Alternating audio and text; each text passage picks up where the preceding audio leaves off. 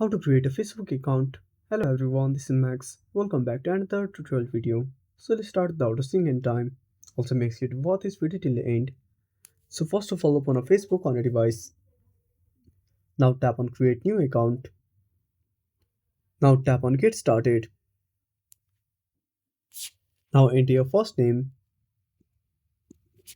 Now enter your surname and tap on next. Now select your date of birth and tap on set. Now simply tap on next. Now select your gender and tap on next.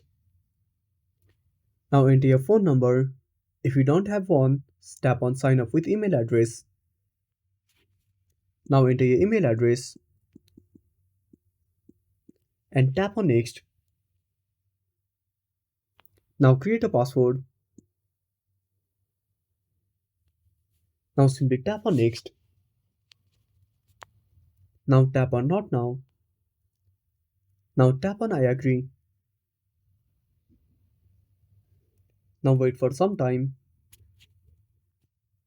Now tap on skip. Now tap on not now. Again tap on skip. Again tap on skip. Again tap on skip. And that's it. Thanks for watching. Make sure to subscribe our channel and hit the bell icon. See you in the next video.